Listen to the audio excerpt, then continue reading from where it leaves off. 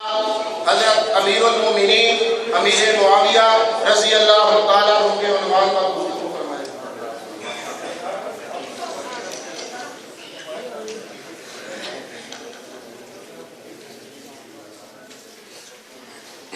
بسم اللہ الرحمن الرحیم۔ صدر ذی وقار اور حاضرین محتشم، آج میری تقریر کا عنوان ایک ایسی شخصیت ہے، ایک ایسا انسان ہے کہ جس نے اپنے دور میں 64,65,000 مربع میل سے زائد علاقے پر حکمرانی کی۔ ایک ایسی شخصیت جس نے سب سے پہلے کعبے پر ریشم کا گلال چڑھایا۔ ایک ایسی شخصیت کہ جس نے روس کے 57 صوبوں پر اسلام کا پرچم لہرایا۔ ایک ایسا جرنیل کہ جس کی فوجوں نے مراکش سے چل کر مکران فتح کیا۔ ایک ایسا حکمران کہ جس نے کفر کی بنیادیں ہلا دی۔ ایک ایسا ثبوت اسلام کہ جس نے عیسائیت کے پرچے اڑا دیے، جس نے یہودیت کی بنیادیں ہلا دی۔ ایک ایسا نابغہ روزگار کہ جس نے یورپ کا دروازہ توڑ کر فرانس کے ساحل پر دین حق کی صدائیں بلند کی۔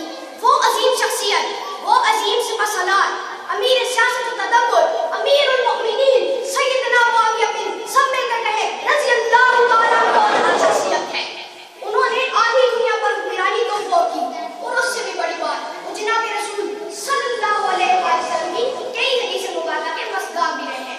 چنانچہ حضور صلی اللہ علیہ وسلم کا فرمان ہے کہ میری امت میں سے جو سب سے پہلے پہلی جنگ لڑے گا وہ جنتی ہوگا۔ اور تاریخ ہمیں یہ بتاتی ہے کہ حضرت علی معاویہ رضی اللہ تعالیٰ عنہ کی فوجیں قرآن کے قاریوں کے ساتھ سمندر میں اتری۔ تیلورابی کے جزیرے پر انقلاب آیا، ایسے ہی انقلاب انڈونیشیا کے در پر دستک دی۔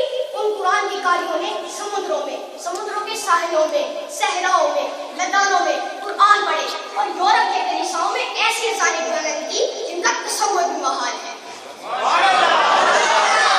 حاضرین گرامی مرتبہ، حضور صلی اللہ علیہ وسلم نے حضرت امیر معاویہ رضی اللہ تعالیٰ عنہ کو یوں دعا دی: اللہم اجعلہ معاویہ ہادیا مہدیا واہدی بہ۔ تب یوں دعا دی: اے اللہ تو معاویہ کو حساب کتاب کا علم عطا فرما اور دوزخ کے عذاب سے بچا۔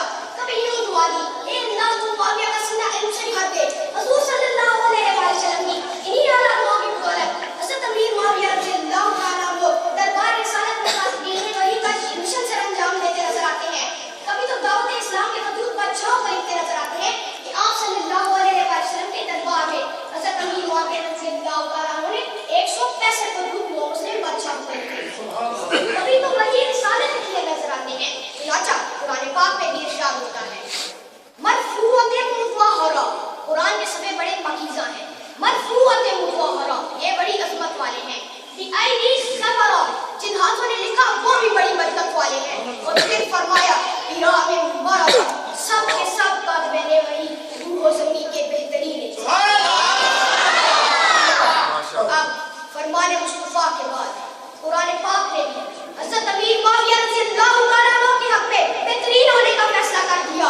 اور پھر اللہ رب العزت نے اسلامی سلطنت کا تاج آپ کے سر پر سجا کر آپ کو آدھی دنیا کی حکمرانی نصیب فرمائی۔ اور یہ حکمرانی کوئی 2-4 برس کی نہیں، کوئی 5-10 برس کی نہیں، بلکہ 19 برس تک قائم رہی۔ تو جس امیر معاویہ سے اللہ اور اس کا رسول راضی ہوا، نبی نے جن کے لیے ہدایت کی دعا کی، جنہیں کاتبین وحی کا شرف دیا، اللہ نے جنہیں آدھی دنیا کی حکمرانی نصیب فرمائی، جن کی جنگی عزت و عظمت کا چرچا کر دیا، تو میں بھی کیوں نہ کہوں